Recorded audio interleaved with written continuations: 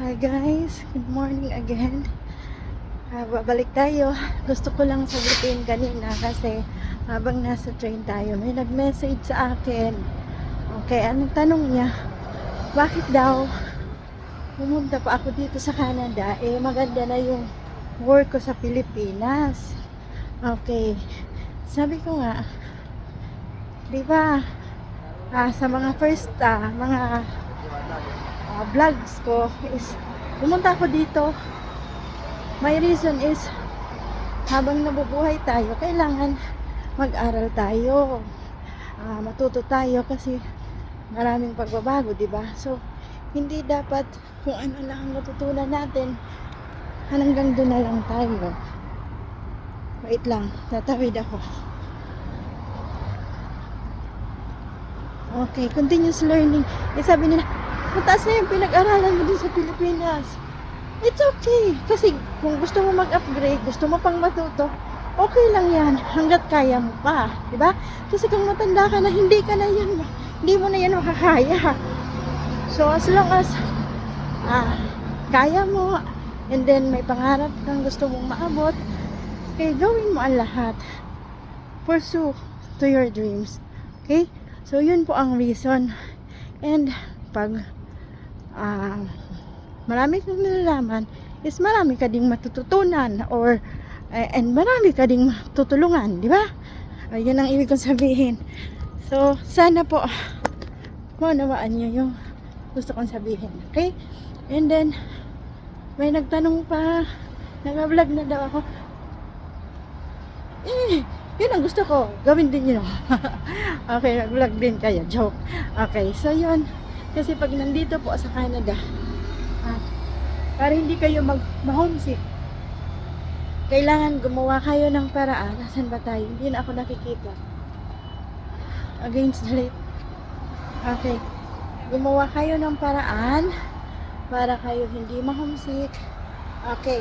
Ang pagbablog, isang paraan upang matuloy kayong makakonect sa family ninyo, sa home country nyo. And then,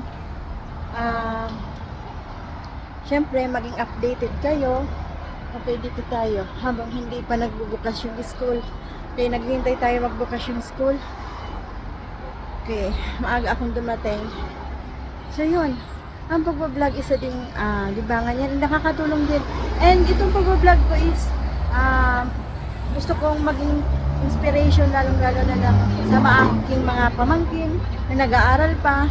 So, makikita nila, ang tita nila kahit tapos na, okay, patuloy pa rin nag-aaral and gusto pang matuto. So, yun, inspiration. And not only for my family, my nephews and nieces, but also to my friends and sa mga tao dyan na gusto din mapanood itong aking vlog. So, maging inspiration sana ito lahat sa inyo. And I hope i-subscribe nyo din yung channel ko. Mag-like din.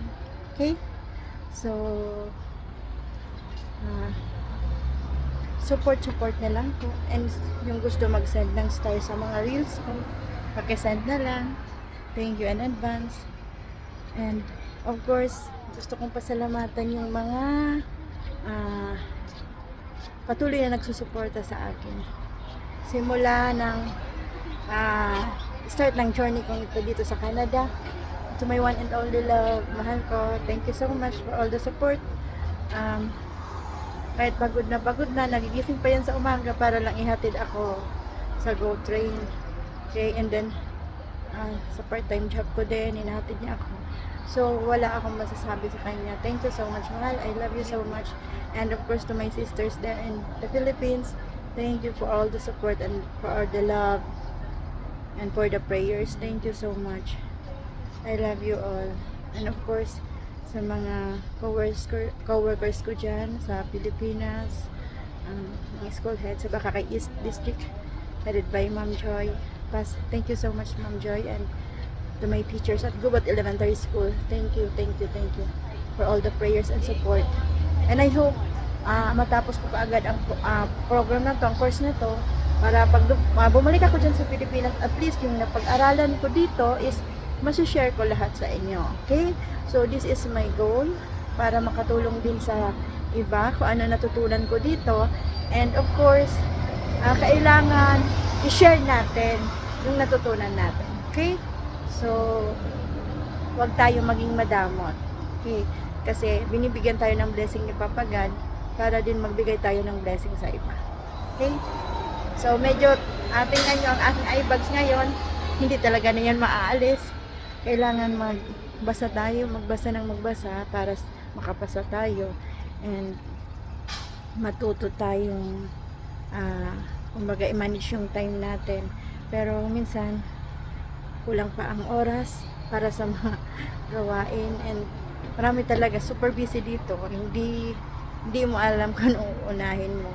Pag-aaral and then trabaho. Okay? So, but time management lang ang kailangan. So, and lakas ng loob. And of course, huwag kakalimutan mag-pray.